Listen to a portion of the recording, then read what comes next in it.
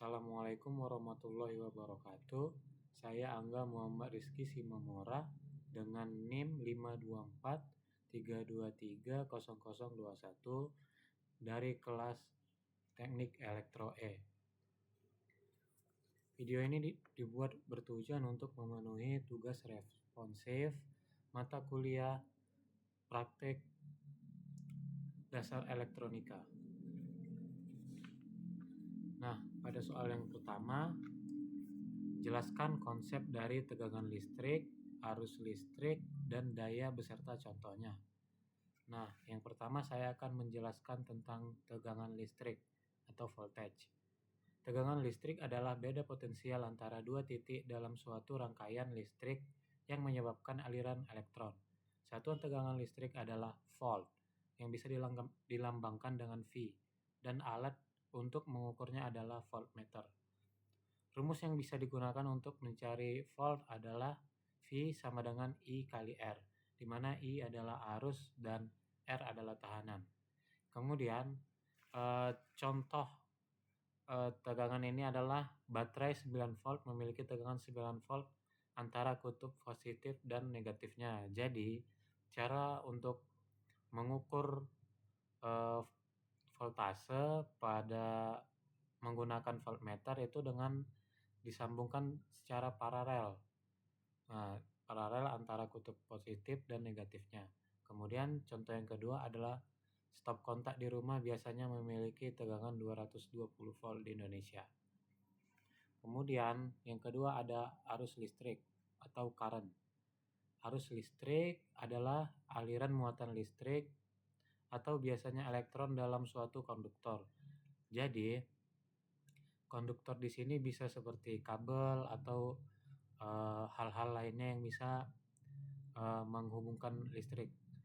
Kemudian, satuan arus listrik adalah ampere atau dilambangkan dengan A. Dan alat untuk mengukur arus adalah ampermeter. Untuk mencari arus, kita bisa menggunakan rumus P I sama dengan P per V, atau bisa juga menggunakan rumus I sama dengan V per R. Contoh, bola lampu 10 watt dengan tegangan 220 volt memerlukan arus sekitar 0,045 ampere. Nah, hasil ini bisa kita dapatkan dengan rumus I sama dengan P per V. Kemudian, yang ketiga, C adalah daya listrik atau power. Daya listrik adalah energi listrik yang dikonsumsi atau dihasilkan per satuan waktu. Satuan daya adalah watt dan dihitung dengan rumus P sama dengan V kali I atau dengan hukum Ohm.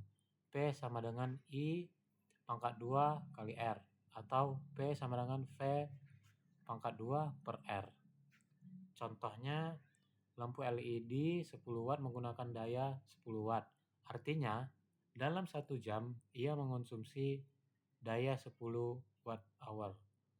Kemudian, mesin cuci dengan daya 500 watt yang menyala 2 jam mengonsumsi daya 1 kilowatt atau 1 kilowatt hour. Kemudian, untuk soal kedua, jelaskan perbedaan sumber tegangan listrik dan sumber arus listrik. Nah, perbedaannya akan saya jelaskan. Mulai dari definisi. Sumber tegangan adalah sumber yang mempertahankan tegangan konstan di antara terminalnya. Sedangkan sumber arus, sumber yang mempertahankan arus konstan yang mengalir melalui rangkaian. Kemudian untuk simbolnya, kita bisa lihat sumber tegangan disimbolkan dengan lingkaran dan tertulis plus minus. Berbeda dengan sumber arus, lingkaran dan arah arusnya. Kemudian untuk karakteristiknya, tegangannya tetap. Arus dapat bervariasi tergantung pada beban. Kemudian pada sumber arus, arusnya tetap. Tegangan dapat bervariasi tergantung pada beban. Contoh perbedaannya adalah sumber tegangan. Baterai 9 volt menghasilkan tegangan konstan, tetapi arusnya tergantung pada beban. Sedangkan pada sumber arus, LED driver arus konstan 350 mA menjaga arus tetap meskipun tegangan berubah. Kesimpulannya, sumber tegangan menjaga tegangan tetap, tetapi arus bisa berubah tergantung beban. Sedangkan sumber arus menjaga arus tetap tetapi tegangan bisa berubah tergantung beban. Kemudian untuk soal ketiga, jelaskan perbedaan komponen pasif dan komponen aktif beserta contohnya. Yang pertama ada komponen pasif. Komponen pasif adalah komponen listrik yang tidak dapat memperkuat sinyal listrik dan hanya berfungsi untuk mengatur, menyimpan, atau menghambat arus listrik. Komponen ini tidak membutuhkan sumber daya eksternal untuk beroperasi. Contohnya ada resistor yang berfungsi untuk menghambat arus listrik dalam rangkaian. Kemudian ada kapasitor yang berfungsi menyimpan dan melepaskan energi dalam bentuk medan listrik. Kemudian yang ketiga ada induktor yang berfungsi menyimpan energi dalam bentuk medan magnet dan digunakan dalam filter dan rangkaian osilator. Contoh penggunaannya. Resistor pada lampu LED mencegah arus berlebih sehingga mencegah kerusakan pada lampu LED. Kemudian pada kapasitor pada power supply untuk menyaring tegangan agar tetap stabil. Kemudian contoh penggunaan pada induktor adalah pada adaptor daya untuk mengatur frekuensi arus listrik.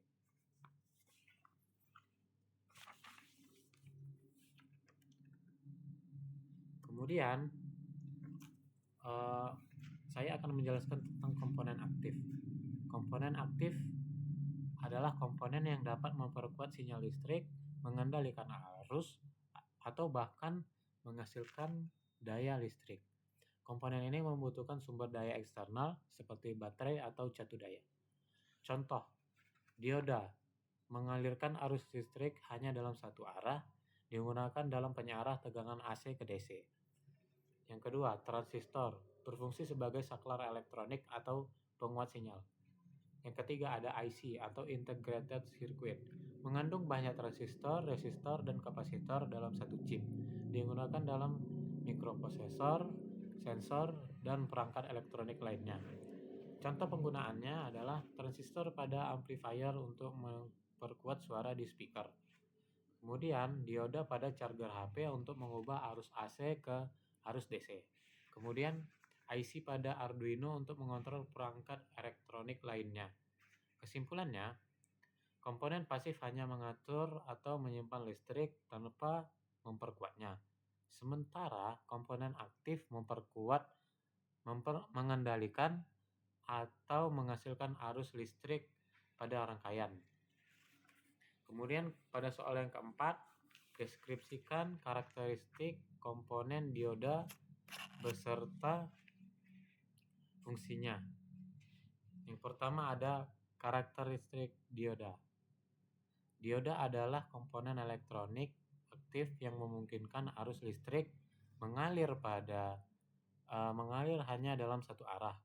Dioda terdiri dari dua terminal, yaitu anoda ditandai dengan positif dan katoda ditandai dengan negatif. Beberapa karakteristik utama dioda adalah yang pertama, sifat penyarah, hanya mengalirkan listrik satu arah dari anoda ke katoda. Kemudian tegangan maju, tegangan minimum yang diperlukan agar dioda menghantar. Tegangannya biasanya itu sekitar 0,7 volt. Kemudian ada tegangan breakdown atau tegangan maksimum sebelum dioda mengalami kerusakan akibat arus yang terlalu besar. Kemudian resistansi maju dan mundur. Saat mengantarkan arus, dioda memiliki resistansi yang sangat kecil. Tetapi pada saat memblokir arus, resistansinya sangat tinggi. Jadi, jika kita mengalirkan listrik sesuai dengan arahnya dari anoda ke katoda, resistansinya sangat kecil. Tapi jika kita mengalirkan dari arah sebaliknya, maka akan ada resistansi yang sangat besar.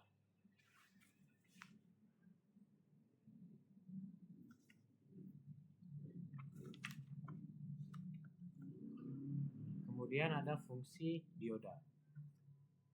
Beberapa fungsi utama dioda adalah sebagai penyearah atau mengubah arus AC menjadi DC seperti pada charger HP.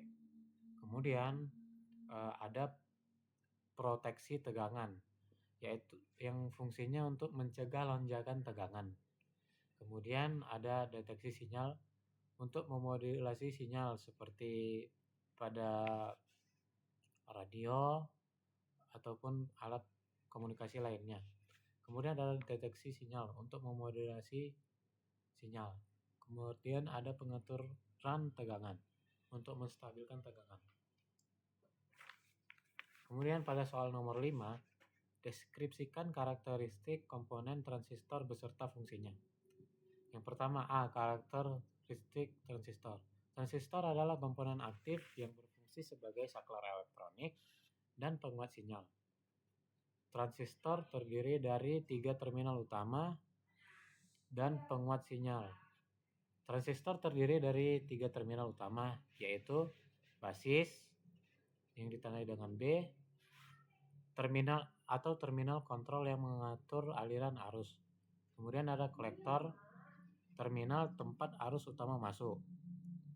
Kemudian ada emitor, yaitu terminal tempat arus keluar. Transistor memiliki 2 jenis utama, yaitu bipolar junction transistor atau BJT, menggunakan arus lebih kecil untuk mengontrol arus antara kolektor dan emitor. Terdiri dari tipe NPN dan PNP. Kemudian ada field effect atau FET, menggunakan tegangan untuk mengontrol aliran arus dengan terminal gate, drain, dan source. Kemudian yang kedua ada fungsi transistor. Fungsi transistor adalah sebagai saklar elektronik, yaitu microcontroller untuk mengendalikan motor. Kemudian ada fungsi sebagai penguat sinyal, sebagai memperkuat sinyal seperti sinyal radio. Kemudian ada reguler tegangan. Pada power supply digunakan untuk mengatur tegangan agar tetap stabil. Kemudian ada fungsi sebagai osilator yang digunakan pada generator sinyal pada radio dan komputer. Sekian, terima kasih. Mohon maaf jika ada kesalahan atau kata-kata saya yang menyakitkan atau yang lainnya. Saya ucapkan terima kasih. Wassalamualaikum warahmatullahi wabarakatuh.